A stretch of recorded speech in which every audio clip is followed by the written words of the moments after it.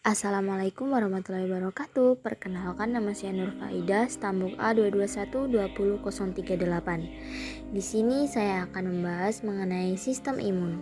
Teman-teman, dalam tubuh kita ini pasti ada yang namanya imun. Maka dari itu, sekarang kita akan membahas mengenai sistem imun.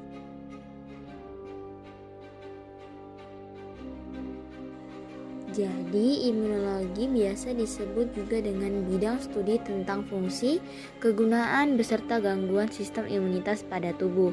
Sistem imunitas merupakan tatanan sekumpulan sel dan protein yang bekerja sama untuk memproteksi tubuh dari bahaya yang disebabkan oleh mikroorganisme yang berpotensi jahat penyebab infeksi, dapat berupa virus, bakteri, atau fungi. Sistem imun adalah sebuah mekanisme yang digunakan badan untuk mempertahankan keutuhan tubuh sebagai perlindungan terhadap bahaya yang dapat ditimbulkan berbagai bahan dalam lingkungan hidup. Kemudian materi selanjutnya yaitu sistem kerja imun. Sistem kerja imun tubuh bekerja manakala mikroorganisme atau bakteri maupun virus terdeteksi masuk menyerang tubuh. Maka sel-sel dari sistem imun akan membentuk semacam barikade atau menghalangi serangan berbahaya tersebut. Pada proses tersebut, beberapa macam sel bekerja sama untuk mengenali antigen dan memberikan respon. Kemudian, sel-sel ini merangsang limfosit B untuk menghasilkan antibodi, yang tak lain adalah protein yang nantinya akan menempel pada pemicu penyakit atau antigen. Selanjutnya, limfosit T akan menuju antigen yang telah ditunggangi oleh limfosit B, lalu menghancurkan antigen tersebut.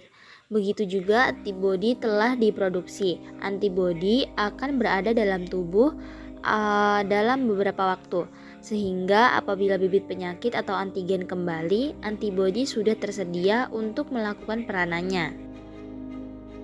Sistem imun terbagi menjadi 3 jenis, yaitu imunitas alami atau innate, kemudian imunitas buatan atau adaptif, dan imunitas pasif.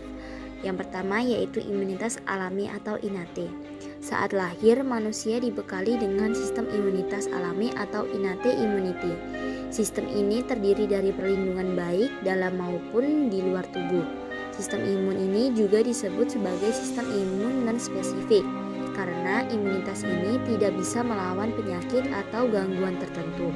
Adapun komponen yang masuk dalam sistem imun alami diantaranya yaitu kulit, enzim pada air, mata dan minyak kulit, dahak dan refleks batuk, cairan asam lambung, dan sel darah putih. Kemudian yang kedua yaitu sistem imunitas buatan atau adaptif. Sistem imunitas buatan didapat saat tubuh mulai mengenali beberapa jenis infeksi patogen.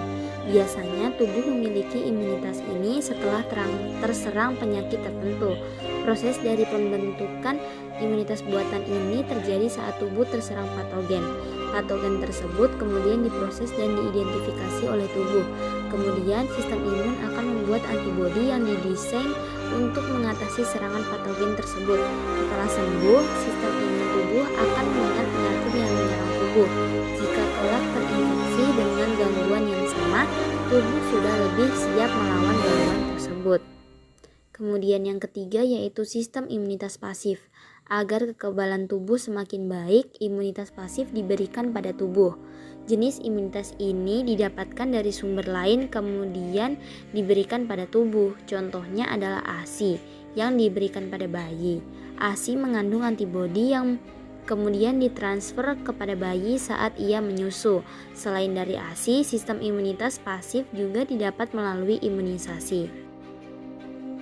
Ada fungsi sistem imun, di mana sistem imun ini memiliki beberapa fungsi bagi tubuh, yaitu yang pertama melindungi tubuh dari invasi atau penyebab penyakit, kemudian menghancurkan dan menghilangkan mikroorganisme atau substansi asing berupa bakteri, parasit, jamur, virus, serta tumor yang masuk ke dalam tubuh. Kemudian yang kedua, menghilangkan jaringan atau sel yang mati dan rusak untuk perbaikan jaringan. Kemudian yang ketiga, mengenali dan menghilangkan sel yang abnormal, sasaran utama bakteri patogen dan virus leukosit berupa sel imun utama atau di samping sel plasma, makrofag, dan sel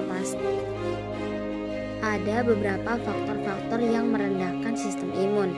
Sistem imun mempunyai hubungan rapat dengan cara hidup.